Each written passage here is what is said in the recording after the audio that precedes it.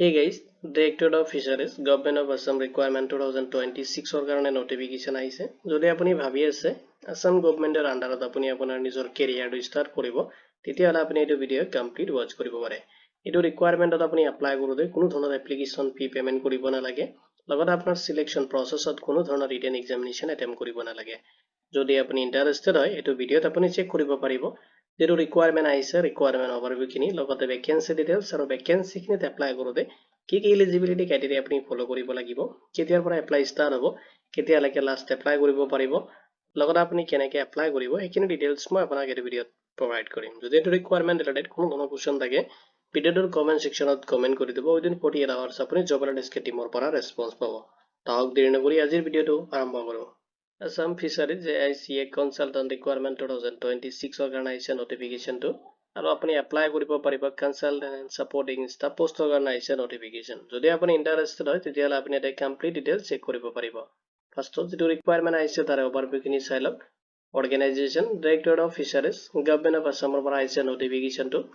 Project নেমটো দি আছে Assam state aquaculture and promotion, যেটো লাইভহুডছ ইম্প্ৰুভমেণ্ট প্ৰজেক্টৰ কাৰণে আহিছে notification-টো। আৰু এইটো নেচাৰ অফ যেটো এংগেজমেন্ট থাকিব, এইটো আপোনাৰ পিউৰলি কন্টেক্সচুৱেল থাকিব জবটো, আৰু জব লোকেশনটো আপোনাৰ আসামত হ'ব। এপ্লিকেশ্যন যেটো মোড হয়, আপুনি মেইলত কৰিব লাগিব আপোনাৰ এপ্লিকেশ্যন। তো আপুনি মেইলত কেনেকৈ এপ্লাই কৰিব পাৰিব, এইখিনি ডিটেইলছ মই আপোনাক এই ভিডিঅ'তে প্ৰভাইড কৰি দিম।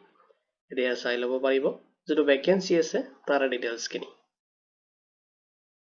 পোষ্ট হৈছে আপোনাৰ ভ্যাকেন্সিসমূহ ডিভাইড কৰি দিয়া আছে। ফাৰ্ষ্টটো চাই লওক একুৱাকালচাৰ স্পেচিয়েলিষ্ট, য'ত আপোনাৰ 1 পোষ্টত এপ্লাই কৰিব পাৰিব। নেক্সট আপোনাৰ পোষ্ট আছে প্ৰকিউৰমেণ্ট স্পেচিয়েলিষ্ট, য'ত আপুনি 1 পোষ্টত এপ্লাই কৰিব পাৰিব। নেক্সট আপোনাৰ পোষ্ট আছে জুনিয়ৰ প্ৰজেক্ট ইঞ্জিনিয়াৰ, য'ত আপুনি 1 পোষ্টৰ কাৰণে এপ্লাই কৰিব পাৰিব। নেক্সট পোষ্ট আছে DX এছিষ্টেণ্ট, য'ত আপুনি 1 পোষ্টত এপ্লাই কৰিব পাৰিব। নেক্সট আপোনাৰ পোষ্ট আছে ফিচাৰী এক্সপাৰ্ট, য'ত আপোনাৰ 2 পোষ্টত আপুনি এপ্লাই কৰিব পাৰিব। নেক্সট আকৌ পোষ্ট আছে আপোনাৰ একাউণ্টেণ্ট NDSA-MIS কনসালটেন্ট, য'ত আপোনাৰ 1 পোষ্ট আছে আপুনি এপ্লাই কৰিব পাৰিব। নেক্সট আপোনাৰ কম্পিউটাৰ এছিষ্টেণ্টৰ কাৰণে পোষ্ট আছে, য'ত 1 পোষ্ট এপ্লাই কৰিব পাৰিব। নেক্সট আপোনাৰ আকৌ কম্পিউটাৰ এছিষ্টেণ্ট পোষ্টৰ কাৰণে আহিছে notification, য'ত আপুনি 1 পোষ্টত এপ্লাই কৰিব পাৰিব। টোটেল ভ্যাকেন্সি দি আছে, টোটেল আপুনি 9 পোষ্টত এপ্লাই কৰিব পাৰিব। এতিয়া চাই লওক ভ্যাকেন্সি খিনিত আপুনি এপ্লাই কৰোঁতে কি এলিজিবিলিটি ক্ৰাইটেৰিয়া আপুনি ফলো কৰিব লাগিব। ফাৰ্ষ্টত আপোনাৰ এডুকেশ্যনেল কোৱালিফিকেশ্যন, লগতে পোষ্ট কোৱালিফিকেশ্যন যেটো এক্সপিৰিয়েন্স বিচাৰে সেইখিনি ডিটেইলছ চাই লওক। যদি আপুনি একুৱাকালচাৰ স্পেচিয়েলিষ্ট পোষ্টত এপ্লাই কৰি আছে, আপোনাৰ গ্ৰেজুৱেশ্যন বিচাৰিছে, যদি আপুনি গ্ৰেজুৱেট বা পোষ্ট গ্ৰেজুৱেট ডিগ্ৰীটো কমপ্লিট কৰিছে ফিচাৰিজ ৰিলেটেড, লগতে আপোনাৰ মিনিমাম 10 ইয়াৰ এক্সপিৰিয়েন্স থাকিব লাগিব, তেতিয়াহ'লে আপুনি এইটো পোষ্টত এপ্লাই কৰিব পাৰিব। নেক্সট যেটো পোষ্ট আছে প্ৰকিউৰমেণ্ট স্পেচিয়েলিষ্ট, য'ত আপোনাৰ গ্ৰেজুৱেট বা পোষ্ট গ্ৰেজুৱেট বা MBA আপুনি কৰিছে বা ইঞ্জিনিয়াৰিং ডিগ্ৰীটো কমপ্লিট কৰিছে, লগতে আপোনাৰ 7 ইয়াৰ এক্সপিৰিয়েন্স থাকিব লাগিব, তেতিয়াহ'লে আপুনি এইটো পোষ্টত এপ্লাই কৰিব পাৰিব। যদি আপুনি ইন্টাৰেষ্টেড হয় জুনিয়ৰ প্ৰজেক্ট ইঞ্জিনিয়াৰ পোষ্টত এপ্লাই কৰিবলৈ, তেতিয়াহ'লে আপুনি গ্ৰেজুৱেশ্যন ডিগ্ৰীটো কমপ্লিট কৰিব লাগিব ইঞ্জিনিয়াৰিঙৰ পৰা, তেতিয়াহ'লে আপুনি এইটো পোষ্টত এপ্লাই কৰিব পাৰিব। লগতে যদি আপুনি আৰ্কিটেক্সাৰ কৰিছে তথাপি এপ্লাই কৰিব পাৰিব, লগতে এটলিষ্ট আপোনাৰ 5 ইয়াৰ এক্সপিৰিয়েন্স থাকিব লাগিব।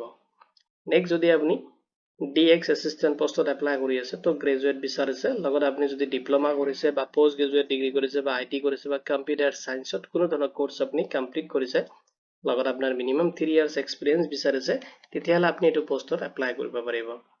ফিচাৰী এক্সপাৰ্ট, য'ত আপোনাৰ বিচাৰিছে যদি আপুনি বেচেলাৰ অফ ফিচাৰী সায়েন্সত কোৰ্সটো কমপ্লিট কৰিছে, লগতে আপোনাৰ এক্সপিৰিয়েন্স আছে, তেতিয়াহ'লে আপুনি এইটো পোষ্টত এপ্লাই কৰিব পাৰিব। নেক্সট যেটো পোষ্ট আছে একাউণ্ট এণ্ড MIS কনসালটেন্ট, য'ত আপোনাৰ BCom বা BBA বা একাউণ্টেন্টত কোনো ধৰণৰ যদি আপোনাৰ 5 ইয়াৰ এক্সপিৰিয়েন্স আছে, কৰবাত কাম কৰিছে, তেতিয়াহ'লে আপুনি এইটো পোষ্টত এপ্লাই কৰিব পাৰিব। কম্পিউটাৰ এছিষ্টেণ্ট পোষ্টত বিচাৰিছে, যদি আপুনি গ্ৰেজুৱেট কমপ্লিট কৰিছে, লগতে আপোনাৰ 6 মান্থ কম্পিউটাৰ কোৰ্স কৰা আছে, তেতিয়াহ'লে আপুনি এইটো পোষ্টত এপ্লাই কৰিব পাৰিব। যদি আপুনি ফ্ৰেছাৰ্ছ কেণ্ডিডেট হয় তথাপি এপ্লাই কৰিব পাৰিব।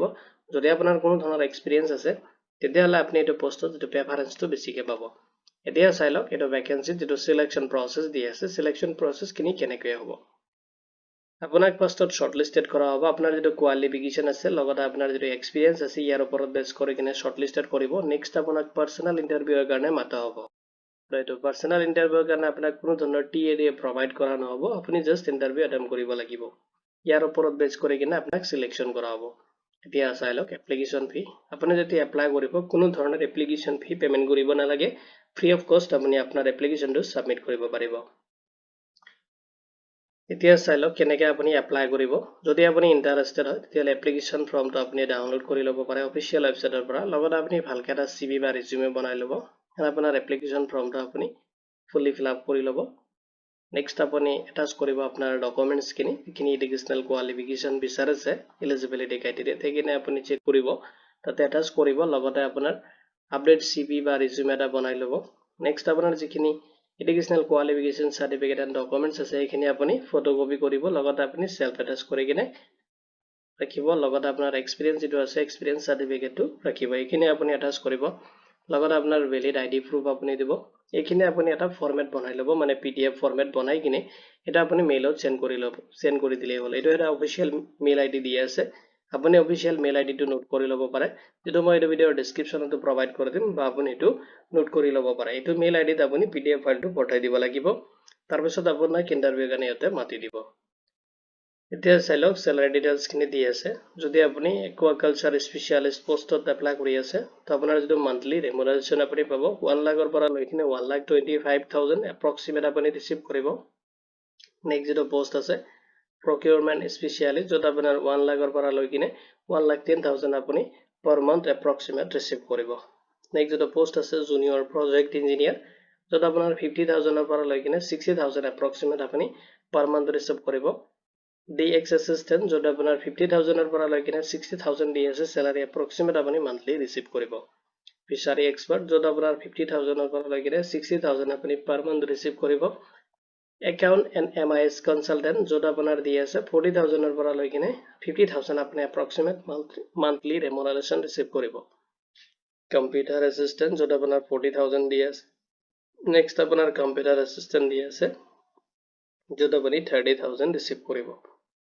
এতিয়া চাই লওক ইম্পৰ্টেন্ট ডেটস খিনি তো নোটিফিকেশনটো জানুৱাৰী 2026 ত ৰিলিজ কৰি দিছে আৰু এই ৰিকোয়াৰমেন্টত আপুনি লাষ্ট 12 February 2026 লৈ কিনে এপ্লাই কৰিব পাৰিব যদি আপুনি ইন্টাৰেষ্টেড আৰু এলিজিবিলিটি ক্ৰাইটেৰিয়াটো মেচ কৰি আছে দেন আপুনি এপ্লাই কৰি দিব দিয়া চাই লওক ইম্পৰ্টেন্ট যিখিনি লিংক আছে মই এই ভিডিওৰ ডেসক্ৰিপচনত প্ৰভাইড কৰি দিম আপুনি তাতে চেক কৰিব পাৰিব তাতে চেক কৰিলে ইম্পৰ্টেন্ট লিংকখিনি আপুনি সিস্টেমেটিক পাই যাব লগতে ইম্পৰ্টেন্ট নোটছটো চাই লব এটা এনগেজমেন্ট থাকিব এটো পিওৰলি আপোনাৰ কন্টেক্সচুৱেল হ'ব আৰু যদি আপোনাৰ এপ্লিকেশনটো ইনকমপ্লিট থাকে আপোনাৰ এপ্লিকেশনটো ৰিজেক্ট কৰিব এপ্লাইটো যেটো কৰিব আপুনি যেটো লাষ্ট ডেট দি আছে তাৰ আগতে আপুনি এপ্লাই কৰিব কাৰণ এটো যেটো লাষ্ট ডেটৰ পিছত যদি আপুনি এপ্লাই কৰি আছে দেন আপোনাৰ এপ্লিকেশনটো ৰিজেক্ট কৰি দিয়া হ'ব লগতে অথৰিটিৰ পৰা দেখিনি ৰাইট থাকে যদি এটো ৰিকোয়াৰমেন্ট ইতে বিচাৰে কেনসেল কৰিব পাৰে এন্ড আপোনাৰ যেটো এপ্লিকেশন হয় এটো আপুনি ৰিজেক্ট কৰিব পাৰে হেনি যদি কিবা ইনকাৰেক্ট ডিটেইলছ আপুনি ফিল আপ কৰিছে বা সাবমিট কৰোতে লেট হৈছে তো এইকাৰণে আপুনি সাবমিট কৰিব